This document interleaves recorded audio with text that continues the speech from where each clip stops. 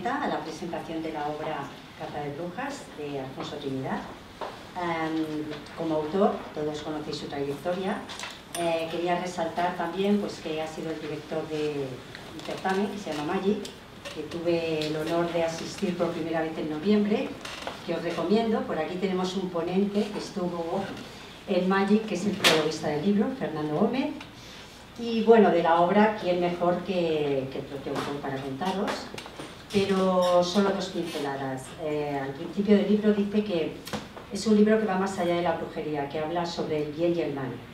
Y lo cierto es que hay algunos capítulos que se te ponen los pelos de punta, porque que la Inquisición haya actuado muy mal, vale, pero que las personas de a pie hayan llegado a hacer auténticas barbaridades por miedo o por envidias o aprovechando la coyuntura es muy fuerte.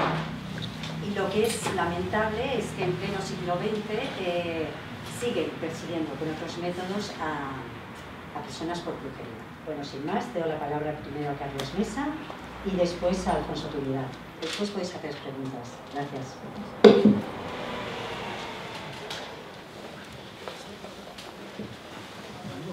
A ver, se oye bien, ¿no? Con este micrófono.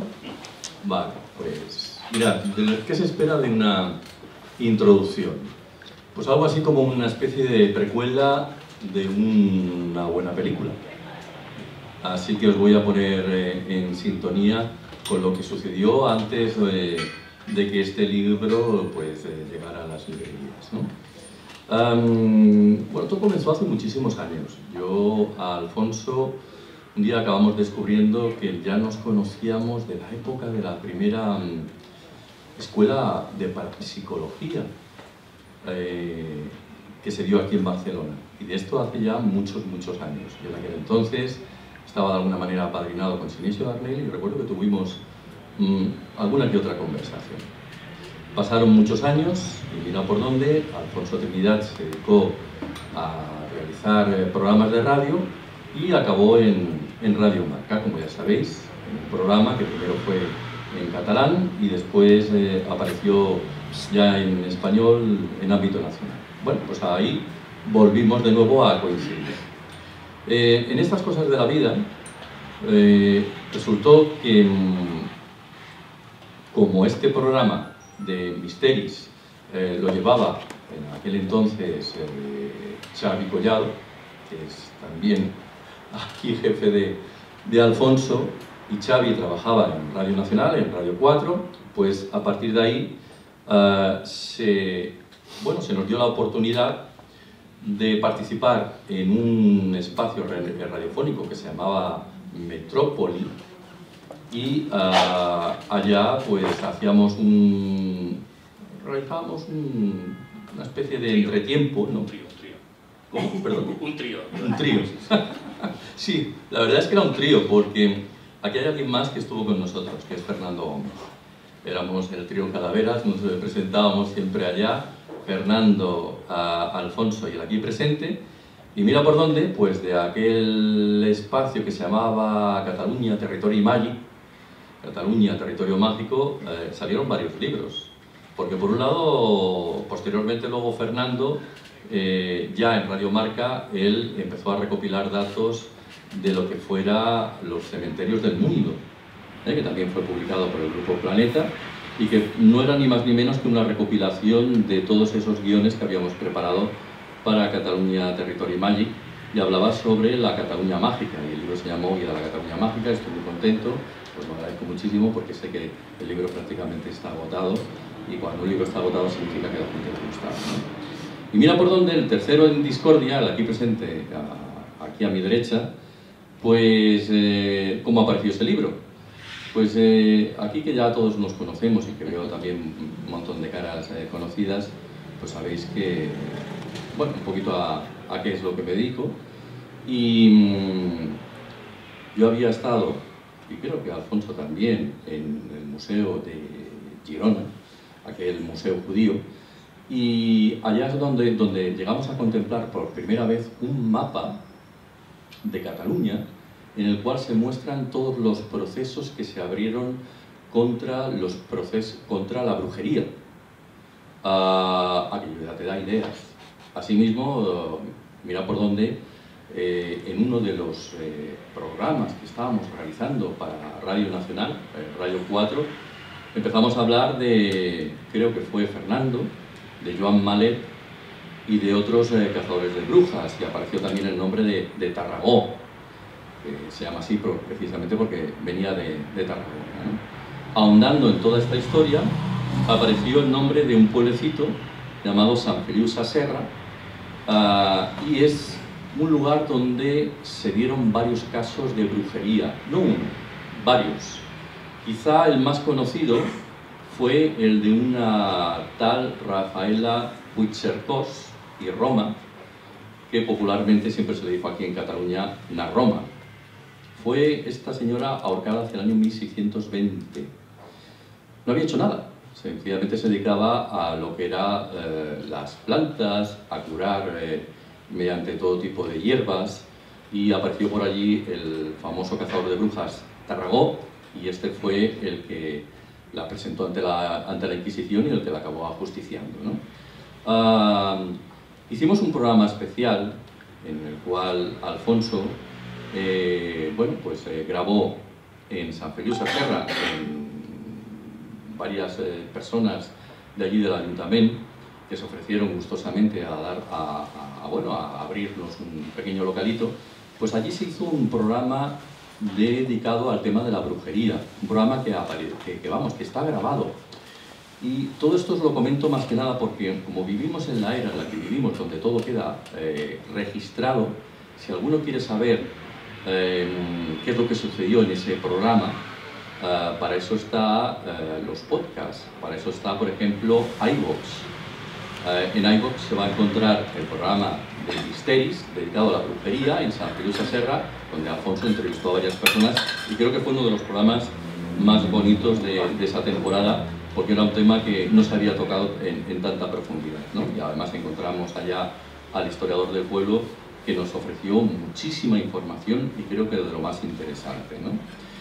El tema de Tarragó, si alguno quiere saber un poquito más sobre este cazador de brujas, pues no voy a hacer spoiler, lo tiene en el libro que está situado encima de la mesa, es decir, ahí es donde va a encontrar cumplida información, no solamente de este cazador de brujas, sino de otros cazadores de brujas, y algunos, como digo, conocidos por aquí, por la zona de Cataluña. Si bien el libro trata de todos, o habla de todos, no se centra únicamente en nuestra comunidad, sino que también habla de otros cazadores en España, incluso en Alemania y otros lugares donde se dieron todo este tipo de procesos, ¿no? Bueno, pues a partir de ahí apareció ese libro, es el que hoy tenéis encima de la mesa, que está teniendo un éxito brutal, que sé que está Alfonso constantemente atendiendo a medios de comunicación que quieren saber algo más sobre el tema, y me alegro muchísimo que haya empezado todo, porque Alfonso es alguien que se dio a conocer sobre todo mucho por sus contactos con la ufología, ¿no? Y de repente, pues mira, ha empezado a tocar un tema completamente diferente que le ha hecho ver quizá la historia de una forma diferente. Y acabo concluyendo con algo. El problema de revisar la historia, sobre todo de revisar los enigmas de la historia y revisar lo que es este misterio tan curioso como es todo lo que tenga que ver con la brujería, es que al final, y supongo que a él le habrá pasado lo mismo, como a tantos que nos gusta escribir sobre lo que digo, ¿no? Sobre historia, es que al final empiezas a cogerle manía a lo que es la religión. Y le coges una manía porque te vas dando cuenta de que bajo el pretexto de la religión se quemó a mucha gente, se ahorcó a muchísimas personas, y cuando atraviesas esas líneas rojas ya no puedes volver atrás. Yo estoy por preguntarle, es una de las cosas que quería preguntarle a Alfonso. Alfonso, ya has pasado esa línea roja, ya estás en esa otra parte en la cual empiezas a ver todo lo que tenga que ver con la religión y sobre todo con lo que es el cristianismo de forma diferente como lo habíamos visto hasta ahora. Pues bueno, yo creo que él tiene muchas cosas que explicarnos y sobre todo pues todo lo que quiera avanzarnos de lo que es el contenido del libro, porque hoy es su día y lo más interesante es que a ver si después todos al final pues adquirimos algún ejemplar, porque creo que ya veréis que es francamente muy interesante lo que se habla dentro de esta obra. Y sin más dilación, les paso el micrófono a él. Hola, hola, sí, pues aquí. Mira que me gusta hacer de Julio Iglesias, pero vamos a probar con este que va a ser más cómodo. Bueno, primero dar las gracias obviamente a Carlos Mesa por estar aquí y estar siempre que se lo pido. Agradecer a Toñi por su asistencia, por todo el apoyo que Luciérnaga y Planeta me ha dado. A todos los que estáis aquí, obviamente, en un día complicado, un miércoles, un frío terrible y un partido de remontada del Barça en un ratito, que esperemos que sea ahí. ¿Español también? Bueno, perdón. Habla un poco de los pericos también. También, por supuesto, faltaría más. Y primero los agradecimientos obviamente tienen que ir a todos los que han hecho posible este libro. Como he citado antes, a Carlos Mesa por llevarme a Sant Feliu Sasserra y apreciar lo que sucedía allí, lo que sucedió hace muchos años, a Luciérnaga y Planeta pues por la oportunidad, a Laura Falcó porque fue la que entre comillas me obligó a publicar con Planeta, ¿no? Porque yo decía, bueno, ¿para qué voy a publicar con vosotros si tengo mi propia editorial? Y dice, pero eso es trampa. Dice, si publicas tú mismo no tiene gracia, tiene que publicarte otro. Y digo, ostras, es cierto, pues vamos a hacerlo así. Y algún día contaré alguna anécdota de las 3 propuestas que hice Luciérnaga. ¿Cuál fue la que dijeron que fue esta? Las 2 que se quedaron en el tintero, que algún día verán la luz también. Y entre los agradecimientos obviamente están para Fernando Gómez, que está aquí, que no solo ha realizado el prólogo de esta obra, sino que gracias a muchas charlas que hemos tenido, pues me ha servido de iluminación, en muchos casos para completar, y mucha información que me ha podido ofrecer para pues, proceder a alguno de los capítulos de esta obra, ¿no? También Alex Muniente, que es una de las personas que siempre me ha apoyado en todo lo que hemos hecho, siempre ha estado conmigo en todos los procesos y me ha ayudado muchísimo también con información para este libro. Y en definitiva, bueno, la gente que ha estado siempre ahí cuando lo he necesitado, el caso de Rosana, el caso de Emiliano, que siempre han estado conmigo, cualquier proyecto que he realizado siempre han estado ahí y están aquí. Y en definitiva, José María, bueno, toda la gente que al fin y al cabo me estáis acompañando aquí y muchos que no habéis podido venir. Yo empezaré por explicaros un poquito lo que decía Carlos, ¿no? Cuando los que me conocen vieron que lanzaba un libro en relación a las brujas, al proceso contra las brujas y la caza de brujas, se quedaron un poco alucinados, ¿no? Dicen, bueno, Alfonso que es divulgador y que ha investigado sobre la fenomenología ovni, sobre la parapsicología, fenómenos paranormales, ¿cómo se mete en un tema así? Pues sencillamente porque es que me impactó tanto lo que pude vivir en Sant Feliu Sasserra, entendí que quería profundizar más en ello, ¿no? Y os voy a reconocer algo, yo soy muy vago, ¿no? Entonces, claro, la única manera de realmente centrarme en una temática era tener una meta, y esa meta pues me la propuse en forma de libro, ¿no? Digo, ¿qué es lo que me gustaría a mí encontrar en un libro en relación a esta temática? Pues lo voy a escribir. Y dentro de esa temática había algo que me apasionaba, que era la figura de los personajes, de las personas que se dedicaron a buscar y a cazar, literalmente, a las brujas, a esas mujeres que en definitiva lo único que hacían en muchas ocasiones era ungüentos, eran pócimas, leer el futuro. Os suena todo eso, ¿verdad? Lo digo porque seguramente si estuviéramos aquí hace 300 años, más de la mitad de los que están aquí habrían salido corriendo, con lo cual imaginaros la importancia del tema, ¿no? Y la intención era hacer un libro exclusivamente de la historia, una pequeña biografía de todos esos cazadores de brujas, de quiénes eran, de cómo se comportaban, de por qué actuaron de esa manera. Me di cuenta de que había muy poca información en castellano al respecto, casi todo estaba en alemán, en inglés, en francés. Personajes muy notorios y muy conocidos no estaban traducidos al castellano. Algunos de ellos pues, lo hice así, pero creía necesario también explorar un poquito en el pasado. Y ahí es donde nace la primera parte del libro, ¿no? que la planteo no como una historia de la brujería, o qué es una bruja, o cuál fue la primera bruja, o si la brujería es... Y los que son wiccanos y demás me dirán, pues si es una religión, no me meto en eso, ¿no?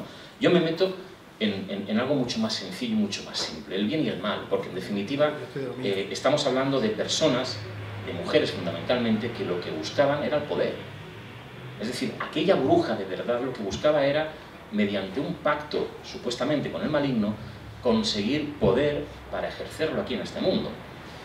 Claro, si nos remontamos al pasado, al origen del ser humano, cuando salimos de las cavernas y nos dimos cuenta que con las manos podíamos tocar, con los ojos podíamos ver, podíamos escuchar, y hacíamos sonidos que nos hacíamos entender, creíamos que esos 5 sentidos nos permitían manipular el entorno que teníamos.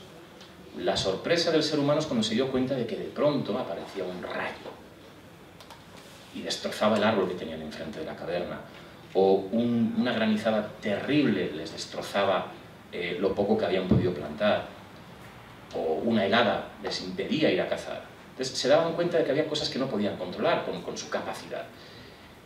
Y obviamente eso plantea, porque el ser humano es inteligente, de hecho nos hicieron así, tenemos una conciencia. Ahora no vamos a especular si primero está la conciencia y luego la mente, o la mente hizo la conciencia, o la conciencia está dentro del cerebro, o el cerebro incluye a la mente, o la mente está fuera del cerebro y el cerebro está... No, eso es un lío, pero es interesante. Y dicen, bueno, pues a ese que es muy bueno, pero que a veces se enfada, pues hay que darle, hay que adorarle, hay que entregarle bienes, enseres, para que se porte bien conmigo. Surgen las religiones de esa manera. Luego ya está todo el tema de las creencias, de que realmente haya algo por encima de todo eso, que también lo vamos a dejar aparte, pero a nivel antropológico esto funciona así. Pero luego está la parte del mal, es decir, resulta que yo si le doy un corderito y le doy una fruta y le rezo cada día, siguen cayendo rayos, granizos y demás. Oye, pues igual el otro, hay otro o otra que es malo, pues a lo mejor si le doy cosas a este malo, tengo algo, porque al final resulta que el que es bueno, como no me da nada en esta vida, digo, ostras, pues igual lo que pasa es que me lo darán otra vida. Como los créditos rápidos de Cofidis. Me van a cobrar un interés de la leche, pero me lo van a dar ya. Entonces cojo, pido la pasta ya, me la fundo y sé que en otra vida pues voy a sufrir, pero de momento voy a disfrutar. Y ahí es, a mi modo de ver, donde surge esa idea de la brujería, esa idea de la persona, del individuo que pacta con el maligno para tener poder. A partir de ahí podemos hablar de muchas historias. Yo prefiero que os leáis este libro u otro para ver fechas, detalles de cómo en un momento dado el ser humano se vuelve especialmente macabro, ¿no? O sea, a pesar de que a lo largo de la historia tenemos pruebas muy contundentes de que el ser humano con nosotros mismos hemos sido terribles, estos 5 siglos de historia, que podemos determinarlo, lo tengo aquí apuntado para que más o menos nos hagamos una idea. Hay 2 fechas que se mueven, o que los historiadores plantean como la primera bruja condenada, ¿no? Hablan de 1274, Angers de la Barre, en el sur de Francia. Yo, por todo lo que he podido ver, a pesar de que lo incluí en el libro, pienso que no existió, no hay documentación exacta y concreta para demostrar que eso fue así, sino que es más bien una especie de leyenda, una especie de mito para tener una fecha en que en Francia hubo una bruja que fue condenada. Lo que sí que está documentado realmente y está estipulado es en 1324 Alice Kittler, en Irlanda. Pongamos esa fecha, en 1324 la primera bruja condenada a la hoguera, como bruja, es decir, que dijeron, esta señora es bruja y la condeno a la hoguera. La última bruja condenada en Europa, también históricamente, es 1782 Anna Golby en Suiza. 10 años después hay 2 mujeres polacas que son también condenadas a la hoguera. Si hacéis cálculos rápidos, estamos hablando casi de 500 años. 500 años. Hay historiadores, se han hecho estudios muy intensos de varios historiadores hace poquitos años, que nos dicen que en España solo se condenaron a la hoguera a 59 brujas.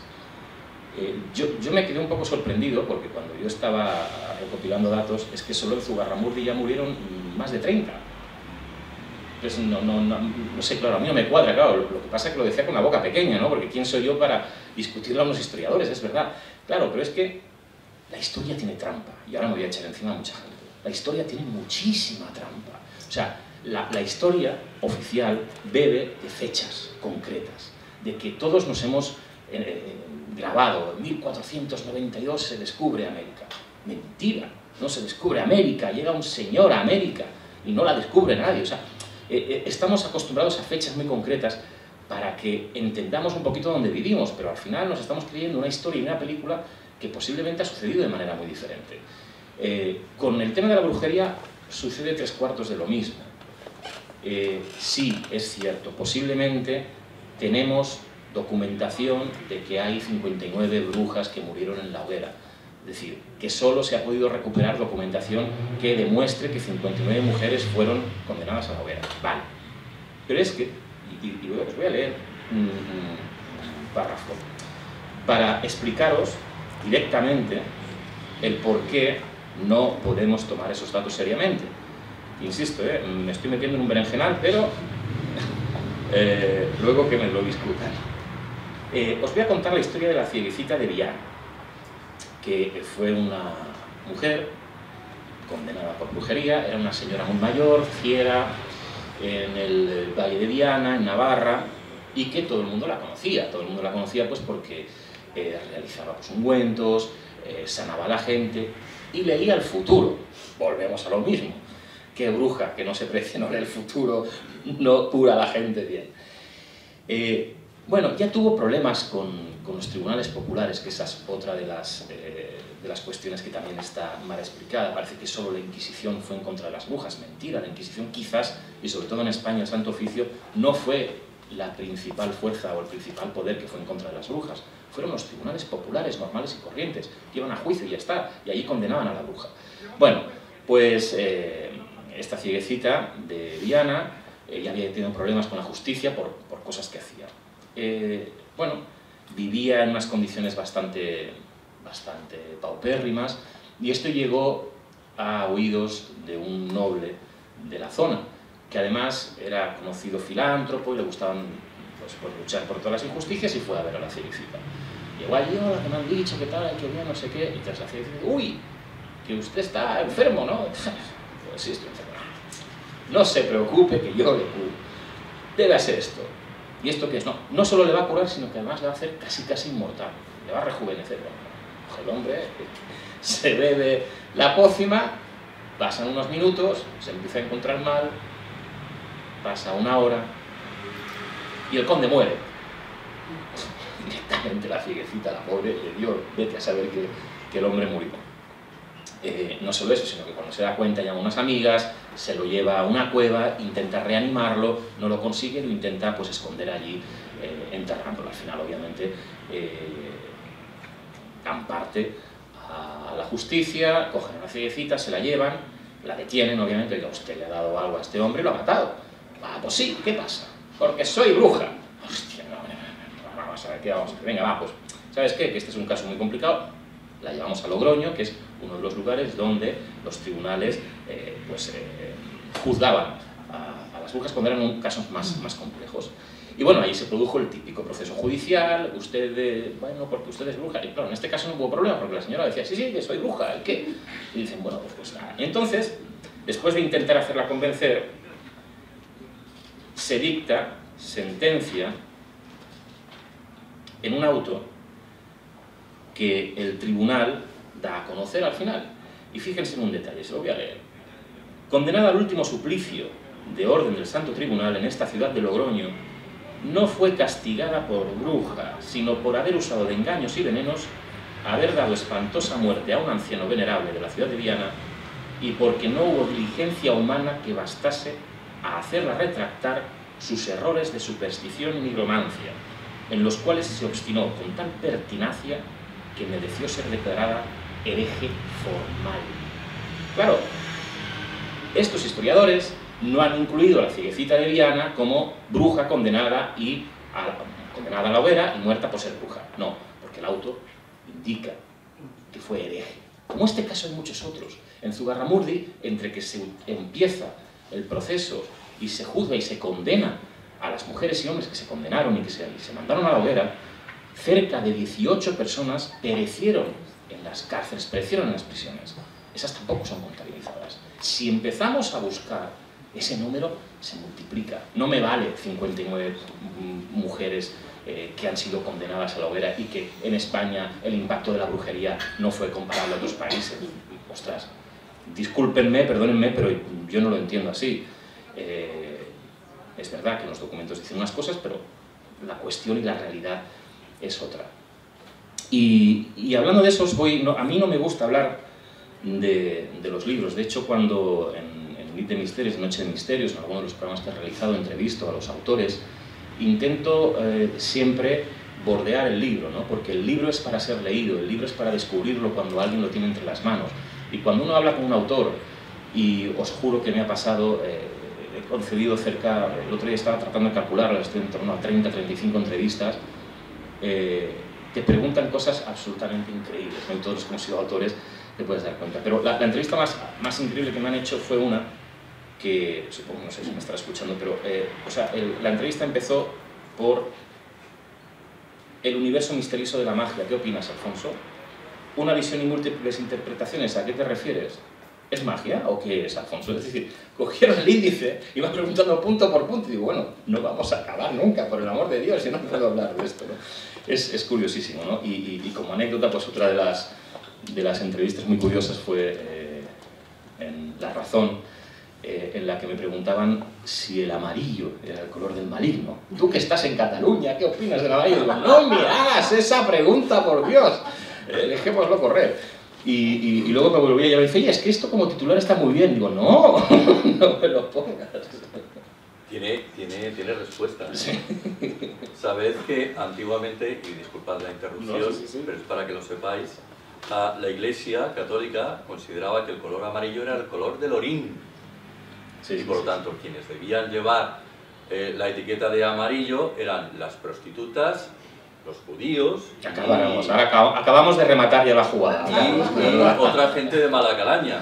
Por lo tanto, cuando veáis a María Magdalena en muchos cuadros, ya no la veréis de azul ni de rojo, la veréis en amarillo. Así que esta es la respuesta que había que ver. Sí, no, y la verdad es que se intenta, por eso...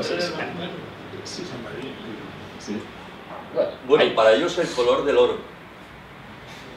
Ahí depende a quien se le pregunte, hay diferentes interpretaciones, ¿no? Pero fue curioso porque me preguntaba, bueno, pues si no es este titular tendré que buscarme otro, ¿no? Y al final hice también un comentario así muy a la ligera, ¿no? De decir, oye, todo este movimiento feminista que es muy y más que respetable, que se tenía que haber hecho antes, ¿no? Del Me Too y demás, y yo dije, pues igual tendrían que saber un poquito más de historia y aprovechar y utilizar la imagen de la bruja como argumento para refrendar sus hipótesis, ¿no? Para ponerlas como ejemplo de lo que no debería volver a suceder, ¿no? Entonces, claro, la respuesta fue un poco, cuando uno ve la entrevista, pues resulta que dice, tendrían que tomar buena nota estas mujeres feministas del Me Too para tal, cuidado. Es curioso, ¿no? Lo de las entrevistas, pero lo prefiero, ¿no? Lo prefiero a aquellas entrevistas en las que tratan de que expliques absolutamente el libro, ¿no? Entonces, igual que estoy haciendo ahora, me gusta dar pequeños detalles, pero no lo suficiente. Sí que voy a dar una pincelada más y el resto me gustaría que fuera un poquito de charla. Y es que uno de los personajes que a mí más me impactó y más me gustó, y que creo que se merecería una biografía propia, es Friedrich Spee, un jesuita que escribió una obra, el Cautu Criminalis, que es analizada y es estudiada por los analistas en criminología, en todo lo que tiene relación con la justicia, con todo lo legal, porque establece las primeras pautas de cómo se tiene que estructurar lo que sería un proceso judicial dentro de lo que sería la investigación criminológica, ¿no? Y es muy interesante porque él plantea este libro, esta obra, como una serie de preguntas y respuestas, ¿no? Medio sofista, medio platónico, medio socrático, llámalo como queráis, en el que, debido a su experiencia, y esto es muy interesante, él había atendido a todas aquellas condenadas que estaban esperando juicio, que estaban en proceso de ser condenadas, y él, pues como buen jesuita, como buena persona, pues les daba un poco de calor, las acompañaba y demás. Y se dio cuenta, al final, o es su percepción, de que ninguna de aquellas mujeres en las que había tratado eran brujas. Estamos hablando de más de 200 mujeres. Vamos a ver, ¿cómo puede ser que estas mujeres sean condenadas si no hay ninguna prueba, no hay ningún argumento? Entonces se centró en esos procesos judiciales. Y en ese Cautus Criminalis lo que dice es que el proceso judicial, desde que hay una acusación hacia una bruja hasta que es condenada a la hoguera, ese proceso es irremisible. Es decir, desde que la persona es acusada, ya no hay prácticamente vuelta atrás. el proceso judicial está estipulado de tal manera que las torturas, el interrogatorio y lo demás va orientado a que la mujer fuera condenada al final a muerte. Entonces él dice que eso es un error terrible y argumenta cómo se produce, y eso ha sido reflejo en la actualidad de muchos especialistas en equiparar esos procesos judiciales contra las brujas a algo que sucede hoy en día en muchos países, y España no se libra de ello. Muchos procesos judiciales que están viciados porque desde el mismo momento en que se acusa a la persona ya es sentenciada. Esa bueno, supuesta inocencia hasta que se demuestra lo contrario no existe. Lo increíble de Friedrich Spee es que después de decir todo eso, dices, ostras, qué personaje, ¿no? Porque mira cómo luchó, qué sentido común y qué tal y qué cual, termina diciendo, bueno, sí es verdad que no encontré ninguna bruja, pero no duden que la brujería existe, y las brujas también, y los pactos con el maligno también. Pues vaya, hombre. O sea, ahora resulta que este hombre va puesto sentido común y termina diciendo que sí. Es curioso porque en el libro planteo la vida y obra de esos cazadores de brujas, pero luego hablo de esos anticazadores de brujas, ¿no? Y estos personajes son curiosísimos porque a pesar de que en aquella época que era tan complicado lucharon por darle sentido común a algo que no lo tenía, aún así dentro de su percepción sí que creían en la brujería, estaban convencidos de que existía el maligno y existían los pactos, ¿no? Aún así consiguieron pues algo que era muy complicado en aquel momento, ¿no? Cito por ejemplo también a Andrés Laguna, un médico, un galeno importantísimo en la época que estuvo pues con Felipe II, estuvo con Carlos V, estuvo con papas, es decir, es un tipo absolutamente increíble. De hecho hay una planta, creo que lo cito en el libro, no estoy seguro, creo que sí lo ponía, que se llama la monaria, que de hecho Felipe II creó un jardín botánico en Aranjuez, solo y por contentar a Andrés Laguna. Y esa planta, que es una planta especial, que todavía no tenía un nombre simple, tenía nombres de Amaceberus, Maceficum, como se llame, no sé cuál era, pues dijo, pues esta planta la vamos a llamar lagunaria, pues porque me ha dado la gana, porque quiero hacerlo en beneficio de Andrés Laguna. Pues este hombre también, en un juicio, puede ser muy breve, trató de convencer a toda la gente que un conde en Metz, en la ciudad de Metz, en Francia, pues que estaba gravemente enfermo, y decían que había sido debido a que un matrimonio ya mayor le había dado a probar también un brebaje, y con el brebaje pues lo habían envenenado. Y trató de comprobar las pruebas más contundentes que habían para sentenciar a este pobre matrimonio era que no dejaban de decir auténticas barbaridades, que cuando llegaron a su casa pues empezaron a insultar, a pegar, a escupir, a decir barbaridades. Andrés Laguna encontró unos botes con cierto brebaje, cierta bebida, y lo probó. Bueno, se dio cuenta de que era cualquier cosa menos agua, zumo o lo que pudieran imaginarse. O sea, era una especie de psicotrópico de la época para alucinar. Y trató de demostrar que el comportamiento de este matrimonio era debido a que cada día se inflaban a chupitos de lo que habían preparado. Para eso lo que cogió fue a una paciente suya que sufría de insomnio y se lo dio a probar delante de todo el mundo. Esta mujer que sufría insomnio de repente cayó redonda al suelo, se levantó y empezó a decir auténticas barbaridades. Dijo, ostras, pues, bueno, dijo, esto que le sucede a mi paciente es lo mismo que le ha sucedido a este matrimonio, así que ni están embrujados, ni están poseídos, ni nada de nada, simplemente que se están tomando unos chupitos de la hostia, con perdón. No les sirvió de nada. ¿Por qué? Pues porque al cabo de una semana el conde murió. Claro, cuando muere dicen, sí, la señora, obviamente bruja, fue la primera condenada a la hoguera. El marido duró un poquito más, pero también fue sentenciado. Y Andrés Laguna, cuando se dio el percal, dijo, ¿sabes qué? Que yo me voy, que no sea que sea el tercero, y se fue, en este caso, a Italia a seguir con sus labores de galeno. No voy a explicar nada más. Yo creo que una presentación de un libro, y vuelvo a ser muy crítico con estas cosas, pienso que no debe ser ninguna conferencia, no tiene que ser ninguna exposición. A veces uno acude a una presentación y se encuentra con hora y media de exposiciones, con 200 diapositivas. Es un coñazo, más a estas horas y más hijo del Barça. Bueno, sí que me gustaría mantener pues, una charla con vosotros.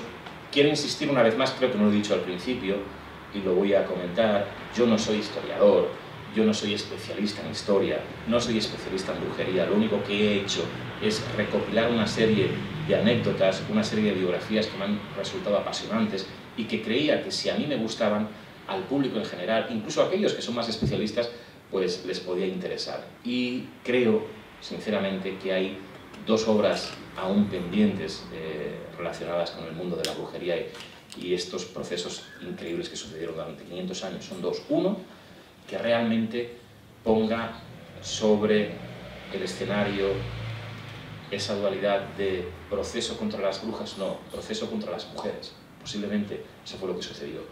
Y dos, ponerle cara, ojos y una biografía detallada de todos aquellos personajes, cazadores de brujas y anticazadores de brujas que estuvieron vinculados a ese procedimiento durante muchos años, ¿no? Yo aquí simplemente he hecho un esbozo, hay historiadores y hay gente que está capacitada más que de sobra para hacer una obra realmente histórica sobre esta cuestión, que creo que es interesante porque cuando sucede algo así tan deleznable, tenemos que tenerlo bien grabado y bien documentado para que no vuelva a suceder, porque lo que sucedía hace 300 años, 400 años, 500 años, hoy sigue sucediendo. No se quema a las brujas en la hoguera, pero se sentencia a la gente por pensar diferente y por tratar de llegar a la verdad mediante otro tipo de cosas que no estipula la ciencia ortodoxa.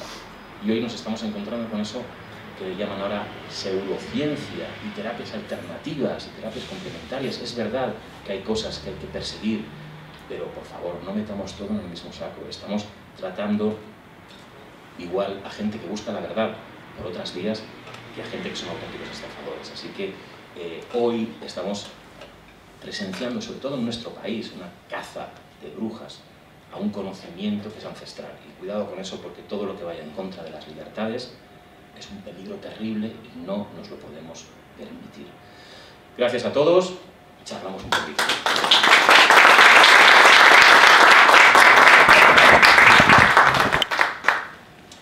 Bueno, voy a contestar a la primera pregunta que le hacía Carlos, que dice si he pasado al otro lado, o no sé qué. ¿Se ha cambiado tu percepción sobre el cristianismo? Es que igual no ha cambiado, es que igual tenía la misma y otra.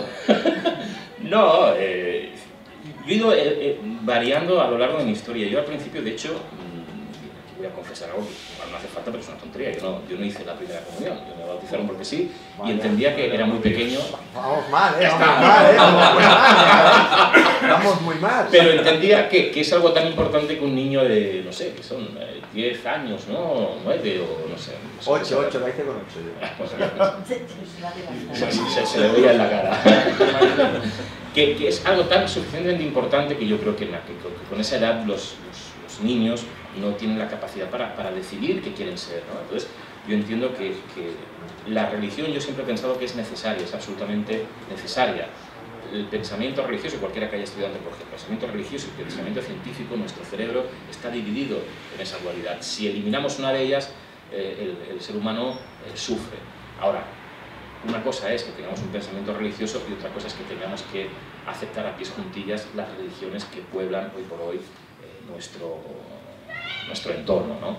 Hay que ser también crítico con todo ese tipo de cosas. Pero, bueno, alguna vez voy a la iglesia, me encanta verlo. Me cuesta creer algunas cosas, pero al final hay que creer en algo. Carlos, hay que creer. En fin, ya os he explicado un poquito. ¿Qué queréis que comentemos? Va, venga, alguna cosa de estas preguntas. Una cosita. Hablas de los jueces, de los catabrujas, pero comentas muy poco de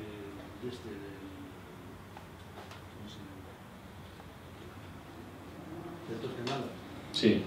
Hablas al principio un poco y no hablas demasiado. No. Te explico, es un poco lo que os comentaba, ¿no? Cualquier cosa que yo pueda decir de personajes absolutamente estudiados por gente mucho más cualificada que yo, sería una injerencia prácticamente. Es decir, yo lo que conozco de Torquemada posiblemente es menos de lo que conocéis muchos de vosotros. Yo no voy a escribir de algo que no conozco, sinceramente. Entonces, lo que he hecho, o lo que he intentado en esta obra, es profundizar precisamente en aquellos personajes que a lo mejor no eran tan conocidos, lo decíamos, ¿no? Personajes que, sobre todo en nuestro país, pues bueno, traté de buscar aquellos que quizás había poca documentación en castellano, traté de traducir algunas cositas del alemán y bueno, algunos pequeños detalles, algunas historias curiosas que permitieran a la gente hacerse una idea de que, aparte de Torquemada, y aparte de la Inquisición, y aparte de todo este tipo de cosas que ya conocemos de las brujas, pues había muchos personajes pululando, ¿no? Hay una cosa que a mí me llamaba mucho la atención y es que siempre, de hecho yo en el libro, si el que se lo haya leído se dará cuenta de que hay un momento en el que estoy planteando una serie de cosas y digo, y de hecho lo he escrito en el libro, de que el móvil económico no era importante. Pero inmediatamente me retracto y pensé en eliminarlo. Digo, no, quiero que se vea un poco esa confusión que yo mismo tuve, ¿no? Sí que es verdad que el móvil económico no era importante en la cacería de brujas, pero no era importante a nivel de grandes cantidades. Es decir, no es que los procesos contra las brujas fuera un proceso que se movió porque económicamente generaba una cuantía importante para el Santo Oficio, o para los tribunales, o para el municipio, no. Pero el Petit Comité sí que tenía mucha importancia, porque la mayoría de esos juicios se producían en aldeas y poblaciones pequeñas. A no ser que el caso fuera de cierto calado, no se llevaba a una población más importante, como en este caso he contado, pues, lo de la Cigüeña de Diana en Logroño, o lo de Zugarramurdi, por ejemplo, ¿no? Entonces, claro, ¿qué sucedía en muchas poblaciones? Pues lo de Zugarramurdi, pero a lo pequeño, ¿no? Que una vecina, o un señor, o la prima del juez y del que mandaba allí, resulta que se llevaba mal con la señora de al lado, que tenía una casa, que resulta que la vaca o la cabra que tenía, pues se mete. ¿Sabes qué? Bruja. Y como mi primo es el que manda, pues la va a sentenciar, le va a decir, y encima nos vamos a quedar con el terreno porque como no tiene dinero. Fijaros que sí que había importancia en cuanto al tema económico, y lo cito en el libro, porque creo recordar que era en Alemania, en Nuremberg, ya casi en el 18, si no estoy equivocado, el arzobispo tuvo que realizar unas tablas económicas en relación al coste que tenían ciertas torturas que realizaban los verdugos, los torturadores. ¿Por qué? Porque había un mercadeo en relación a eso. Es decir, cuando se iba la pobre mujer acusada de bruja y se la llevaban de presencia, venga, chata, con toda mi mano, se la llevaban y decían, ahora vas a confesar, y se la tiraban durante 3 y 4 horas, absolutamente haciendo cosas deleznables. El que había hecho esa tortura luego pasaba aparte, dice, bueno, mira, hoy le he chafado el pulgar y le he quemado con un hierro punzante en la rodilla y luego le he quebrado hasta cosas. Entonces, claro, cada tipo de tortura tenía un coste. Es decir, el señor que torturaba cobraba en función de lo que hacía. Pues claro, como al final no quedaba muy claro, dijeron, bueno, vamos a hacer una tabla. Y en esa tabla, pues os voy a citar, ya que estamos, voy a citar, porque tengo por aquí, creo que la página, a ver si os lo digo,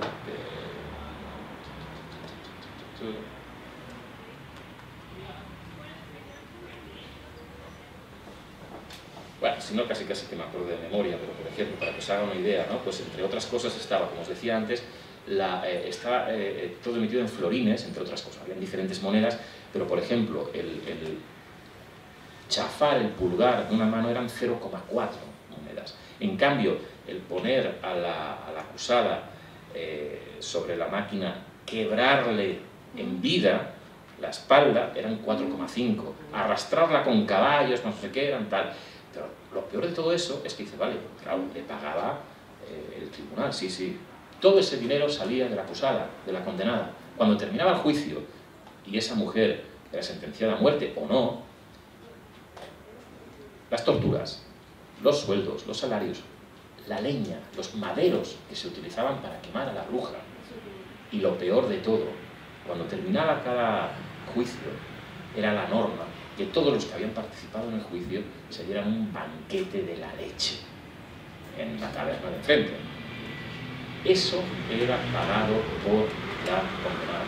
Y si no tenía dinero, no tenía capacidad económica o no había dejado dinero, obviamente se quedaban con las propiedades. Entonces, claro, decir que el impacto económico en la brujería era anecdótico creo que no es correcto. Es decir, sí que había un impacto económico importante, porque en esas pequeñas aldeas era fundamental que la señora de turno que había denunciado a la bruja, si se podía quedar con las propiedades, para ella era muy importante. Vivía el que tenía la taberna de enfrente, vivían los jueces, vivían los fiscales, vivían los los verdugos, los torturadores. Había un montón de gente de esos procesos. Y si no había procesos, no había dinero. Entonces, y luego ya, porque nos habló de los chantajes, cuando llegaba el cazador de brujas y sabían que llegaba a la aldea y tal, pues venía la gente que tenía cierto poder económico y obviamente, ¿qué ibais a hacer vosotros? Pues decir, oye, mira, sabes que antes de que la liemos, toma, yo tengo dinero, toma un regalito y a mí me dejas en paz. Pues también existía, claro que sí. Venga, va, contadme cosas, que seguro que sabéis más que yo. A ver, yo tengo una duda. Has dicho que oficialmente la última condenada, 1782, ¿dijiste? 1700, en Europa 1782. Vale. 1793 si hablamos de las dos mujeres polacas. Correcto. Pero tú crees que Aviso de realmente... cámara de semáforo ¿Cómo? más adelante. ¡Brujería! A ver, como Eso tal... es una señal. Bueno, Dale, dale. mejor no me digo la lengua. Ah, A ver, ¿tú crees que de verdad ha acabado? no ha acabado. Es A decir, ver, oficialmente, el Santo Oficio, todo esto, todo lo que históricamente ha sido deleznable, negro y bueno, que se debería saber más para no repetirlo, pero más que todo por eso, porque la verdad es que te revuelve cualquier cosa, leer cualquier cosa de lo que has dicho, pero yo creo que está más de vigencia que nunca. Sí. Y creo que también ha sido, no sé, quiero preguntarte eso, ¿por qué ha sido solo enfocado hacia la mujer? O sea, ha sido, porque claro, dices de bruja, o sea, evidentemente en aquella época y hoy mismo, si tú sales fuera de la norma, ya eres... aquí podía hablar media hora con todo lo que me has dicho. Claro. El tema de la mujer, os explico muy brevemente. Es lógico, es decir, en aquella época estamos hablando de 500 años y si lo concentramos un poquito más, a partir del 1400 largo hasta el 1700, es la época de la humanidad que más guerras hubo. Es decir, el hombre, el marido, el que mandaba en casa, estaba todo el día en guerra. Es así, o sea, a veces vemos Asterix y Obelix y todos estos rollos, y es que era así, es decir, que estaban todo el día de guerra y llegaban a casa a comer y se iban otra vez a seguir con la espada, ¿no? Claro, había una cantidad de mujeres viudas increíble, que morían en batalla. Cuando la mujer quedaba viuda no le quedaba más remedio que buscarse la vida, de comadrona, haciendo ungüentos, cuidando a la gente, etcétera, etcétera. Y era el eslabón fácil. La mujer sola en una casa, pues si había que ir a por alguien, se iba por la mujer. Ya está, no había más. Eso, entre otras cosas, ¿no?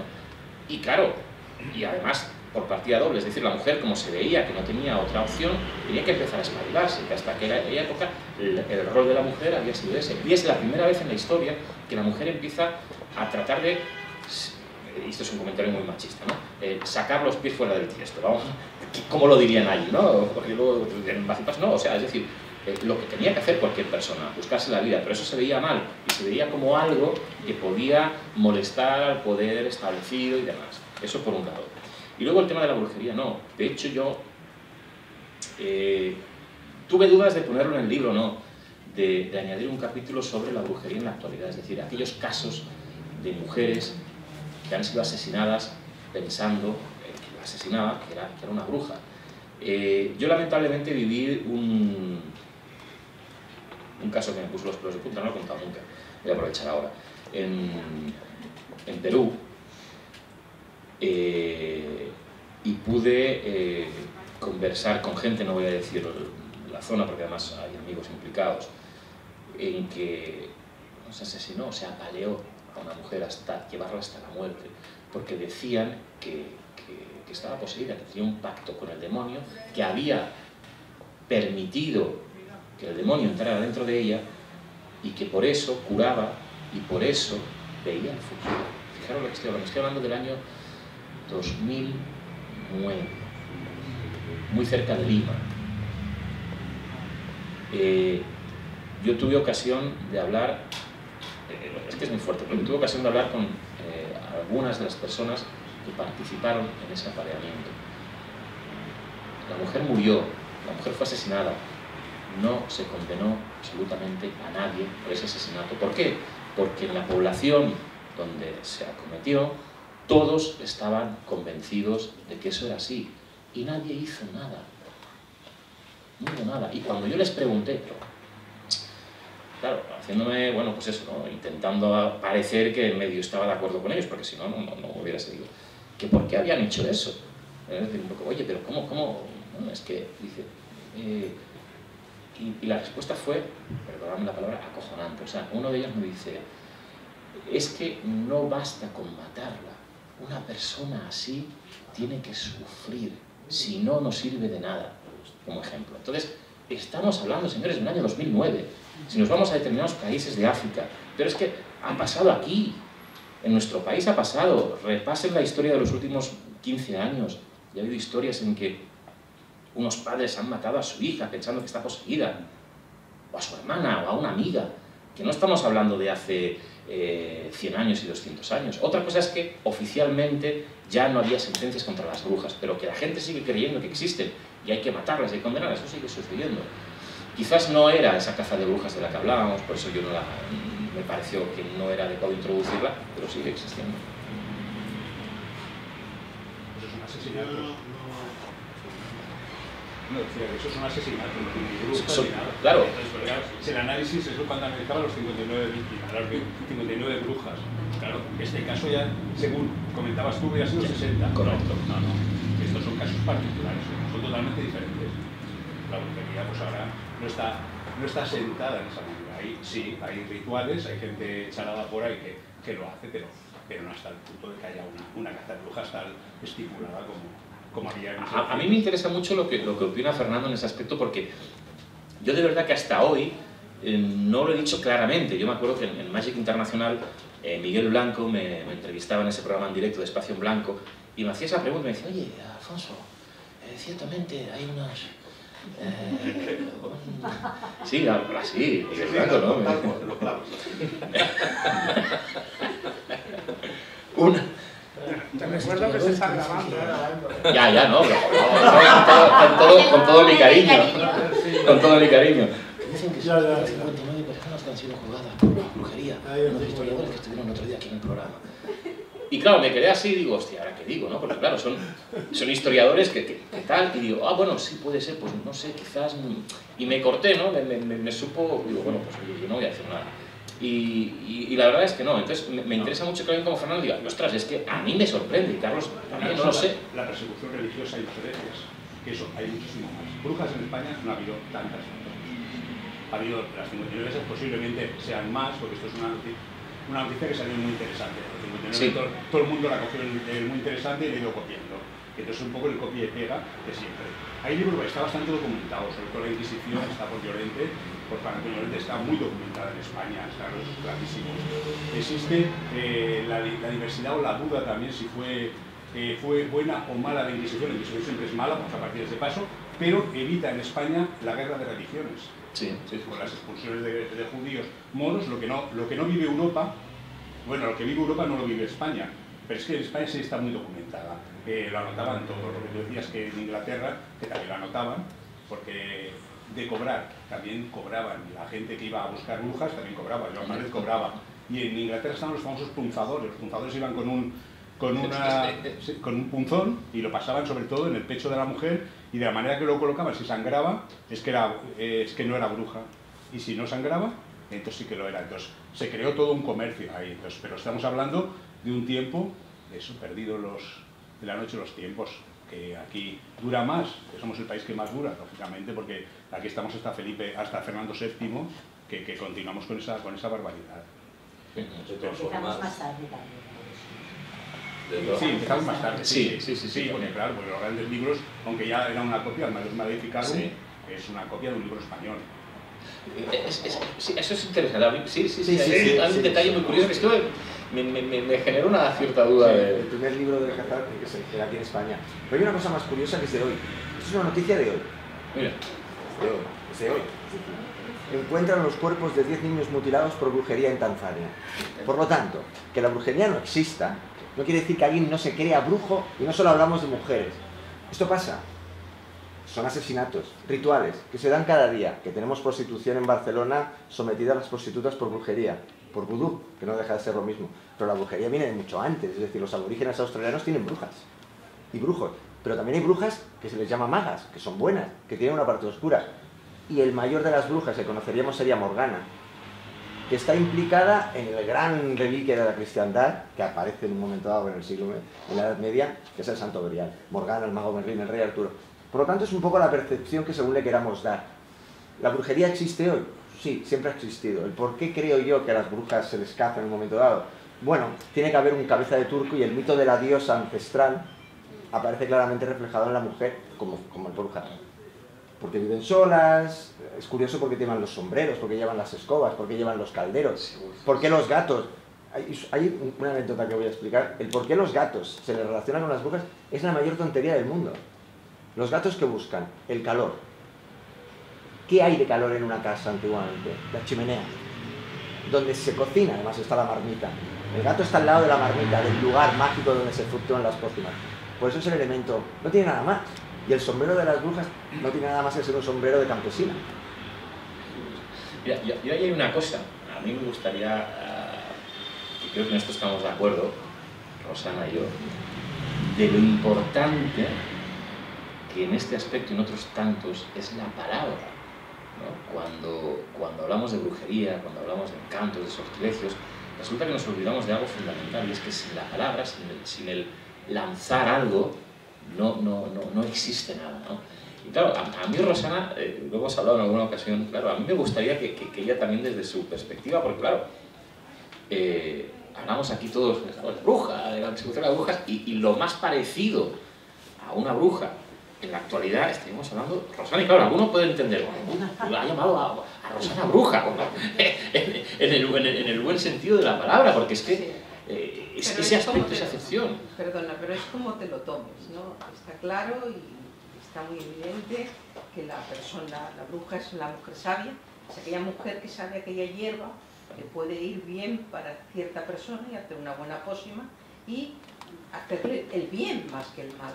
Lo que sucede es que nunca hemos sido bien vistos, todas las personas que nos hemos dedicado a la evidencia, a la parapsicología, a las ciencias ocultas, no hemos sido bien vistos, porque realmente nosotros comemos mucho terreno a psicólogo, precisamente a psicólogo con mayores respeto, además yo he estudiado psicología, es decir que también, como no, a la Iglesia Católica Apostólica Romana, que no nos puede ver, que estamos sentenciadas todas las personas que nos dedicamos a las ciencias ocultas, pero qué casualidad, Rosana puede dar nombre de 5 sacerdotes que hoy en día vienen a mi consulta. Qué bueno. 3 de ellos de Vigo y 2 de Barcelona. No des más detalles. Y además, uno de ellos se llama Gregorio y me ha dicho que si alguna vez tengo que ponerlo de ejemplo, que lo ponga, porque gracias a mí, él ha podido sacar un juicio adelante. No, es curioso como... No, yo simplemente quería hacer una aportación histórica nada más, para que veáis un poquito cómo se juntan las piezas del puzzle. Cuando hablamos del tema de la Inquisición, bueno, todos sabemos, dentro del contexto histórico, que la cosa comienza, como él, además, Alfonso, dice en el libro, porque yo me lo he leído de cabo a rabo y me ha encantado el libro, y no lo digo porque sea mi amigo, sino porque me gustó de verdad, lo digo sinceramente.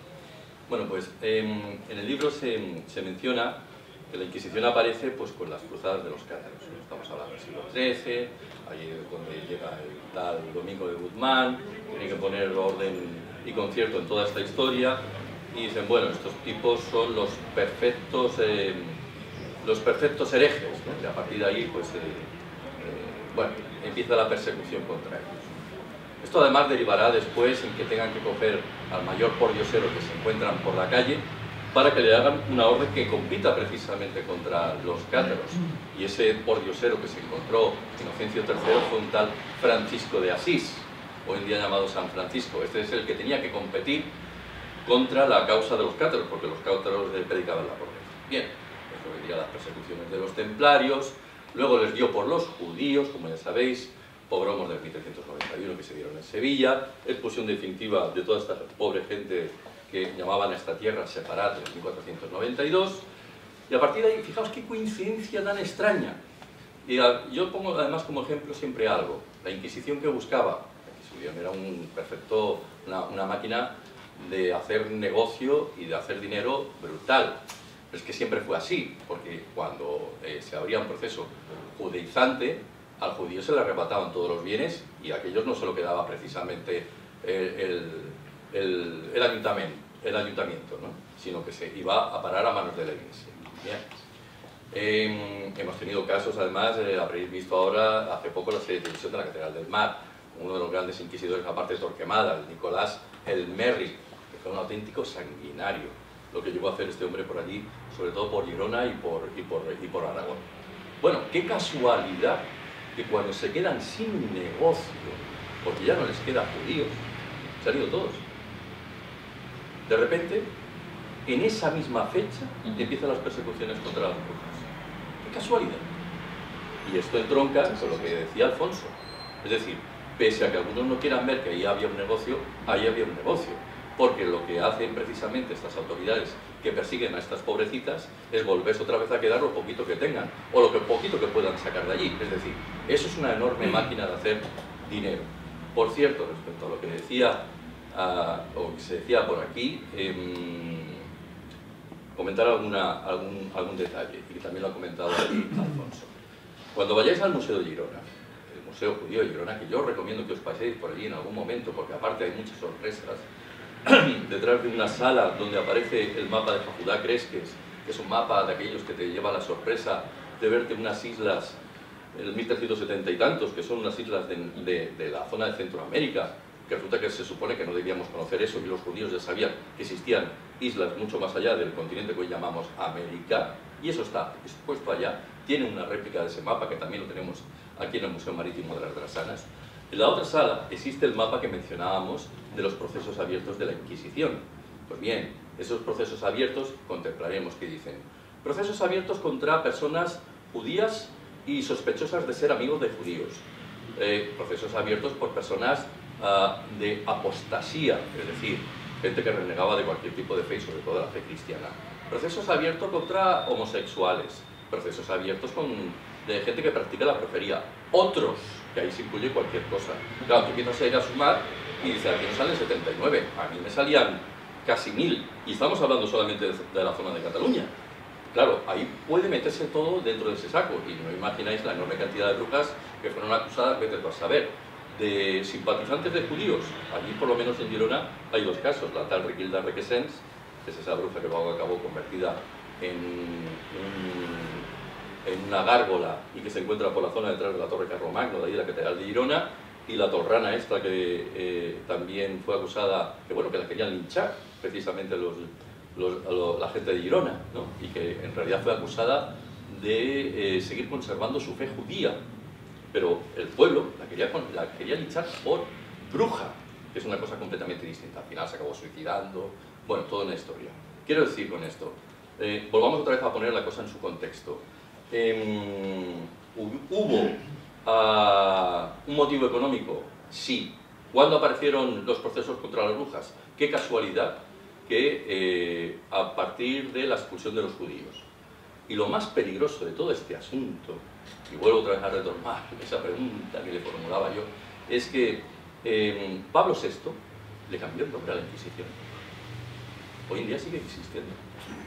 Le llaman Congregación para la Doctrina de la Fe. Es verdad. Es decir, es que parece una anacronía que todavía en pleno siglo XXI siga habiendo una Inquisición que se ha cambiado el nombre para disimular. Bueno, esto era simplemente una aportación que yo quería hacer a todo esto que estamos hablando aquí. ¿Qué man? Hacen listas de libros prohibidos. Y sobre todo la Congregación para la Doctrina de la Fe es la que debería perseguir a los pedófilos dentro del Vaticano y de la Iglesia Católica. ¿Lo está haciendo? No. ¿Para qué sirve entonces la Congregación para la Doctrina de la Fe? ¿Para hacer listas de libros que luego el Opus te dice cuáles son los que puedes leer y cuáles no? Que por cierto, espero que el tuyo vaya en la lista. No, les recomiendes que no lo lean, eso es una cosa. Es igual que tú también dirás, hostia, que no lean no sé qué libros, porque van en contra de tu doctrina. Es lo mismo. La congregación dice, bueno, esto no lo lees, no van diciendo, van quemando a la gente. O sea que cambia mucho la Inquisición a lo que pueden tener ellos. Pero siglo XXI que quemen ya sería adulto. Me encantan estos debates. Ahora, por ello es un lujo, seguro que estamos presenciando aquí es un lujo, perdona, estamos aquí todos. Pero básicamente podría ser una ofensiva de la religión católica en contra de todas las creencias que pueden haber que salgan de su Claro, eso es histórico. Entonces siempre es el miedo a la población porque además hubo más muertes por la parte, digamos, de ayuntamientos tal que más que por la Inquisición. Sí, por supuesto. La Inquisición fueron mucho más de esto, pero en los ayuntamientos y en los pueblos, ¡guau! Sí. Bueno, no los que contrataban.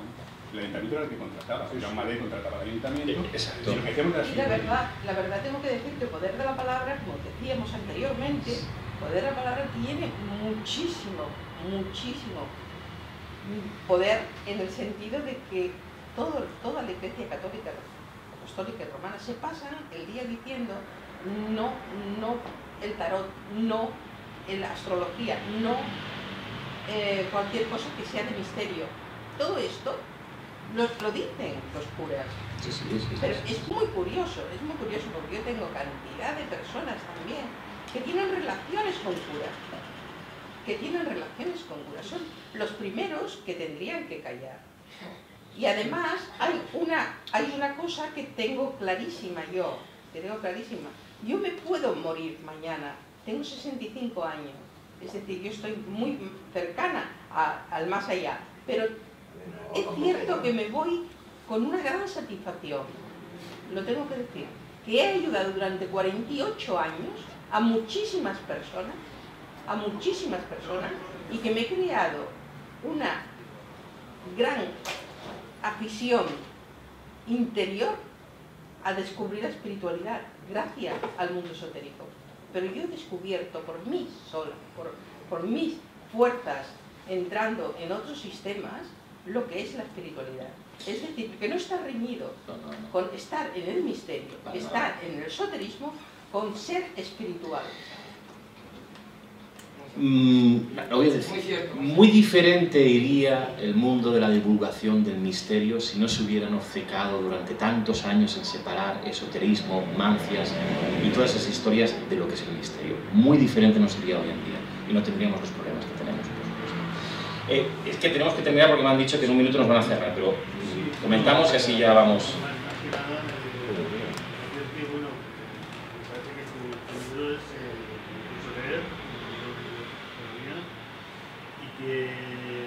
Tal vez lo que no se ve en el libro, lo que no se vea, es la brutalidad que había en los siglos XVI, XV, etc. Porque cuando quemaban a alguien era una fiesta. Sí, bueno, de hecho lo relato. Y el oler a carne quemada durante toda la noche era una fiesta también. Sí. Bueno, los procesos en Zugarramurdi estuvieron acompañados en algunos momentos de más personas que hoy en día vieran un partido de fútbol. Se hablaba de 30 y 40.000 personas que se aglutinaban para ver qué iba a pasar con esas mujeres y con esos hombres. Imaginaros la importancia que tiene todo eso. Emiliano. Muy rápido. Sí. Para finalizar. Vale. Nadie mejor que tú para terminar. ¿Quién ha elegido el título? No, bueno, el subtítulo ha sido La gente de Luciérnaga, fantásticamente. El título, yo quería llamarlo Cazadores de Brujas porque la intención era que en principio la idea era que solo íbamos a hacer una exposición de la biografía de esos cazadores de brujas. Como he comentado, al final lo extendí, hice un poco de historia, con lo cual tuvimos que definirla. Podía ser persecución a la brujería, caza de brujas, englobaba también ese concepto que se institucionalizó en los años 40 en Estados Unidos, cuando se persiguió a todos, aquella persecución absolutamente paranoica del comunismo y del socialismo. Entonces, no deja de ser un poco algo muy genérico en torno a la persecución de algo que no está bien visto en el momento concreto que sucedió. También te habría valido caza al libre pensador. Por ejemplo, ciertamente. Oye, sí, gracias a todos. El que quiera que le firme rápidamente.